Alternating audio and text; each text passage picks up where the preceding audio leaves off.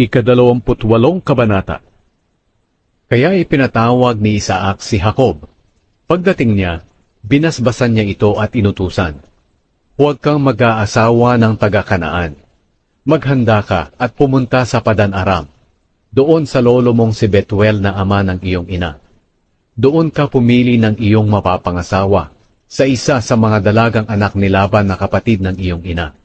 Naway pagpalain ka ng makapangyarihang Diyos, at bigyan ka ng maraming anak para maging ama ka ng maraming grupo ng tao. Naway ibigay din sa iyo at sa mga lahi mo ang pagpapalang ibinigay niya kay Abraham, para maging iyo ang lupaing ito na iyong tinitirhan ngayon bilang isang dayuhan. Ang lupaing ito ay ibinigay nga ng Diyos kay Abraham." Agad na pinapunta ni Isaac si Jacob sa Padan-aram, sa lugar ni Laban na anak ni Betuel na Arameo.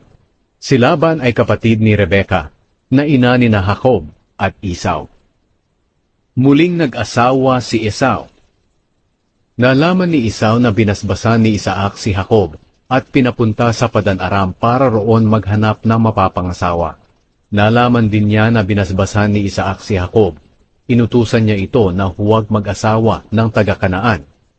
At nalaman din niyang sumunod si Jacob sa magulang nila at pumunta sa Padan-aram. Dito napansin ni Esau na ayaw ng kanyang ama ang mga babaeng taga-Kanaan.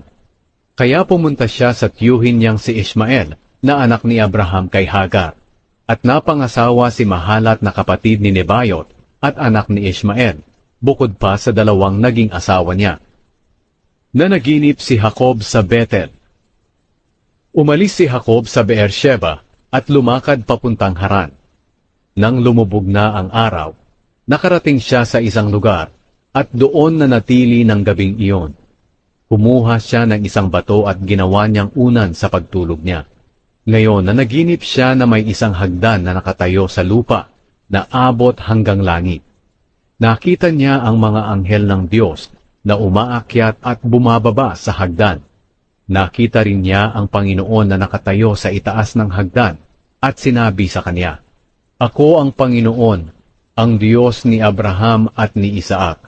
Ibibigay ko sa iyo at sa mga lahi mo ang lupaing ito na iyong hinihigaan. Ang mga lahi mo ay magiging kasindami ng alikabok sa lupa. Mangangalat sila sa iba't ibang bahagi ng lupa. Sa pamamagitan mo at ng mga lahi mo, pagpapalain ko ang lahat ng tao sa mundo.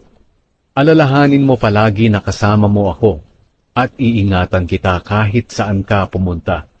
Pababalikin kita sa lupaing ito, at hindi kita pababayaan, hanggang sa matupad ko ang aking ipinangako sa iyo." Biglang nagising si Jacob, at sinabi niya sa kanyang sarili, "Hindi ko alam na nandito pala ang Panginoon sa lugar na ito." Kinabahan siya at sinabi, "Nakakamangha ang lugar na ito, tirahan ito ng Diyos, at dito mismo ang pintuan papuntang langit." Maagang bumangon si Jacob. Kinuha niya ang batong inunan niya noong gabi at itinayo bilang isang alaala. Pagkatapos, binuhusan niya ito ng langis para maging banal. Pinangalanan ni Jacob ang lugar na iyon na Bethel. Dati ay Luz ang pangalan ng lugar na iyon. Sumumpa agad si Jacob na nagsabi, "Panginoon, kung sasamahan po ninyo ako at bibigyan po ng pagkain at damit, at kung makakabalik po akong muli sa bahay ng aking ama na walang masamang nangyari sa akin, kikilalanin ko po kayong aking Diyos. Ang bato pong ito na itinayo ko bilang isang alaala ay magpapatunay ng inyong presensya sa lugar na ito.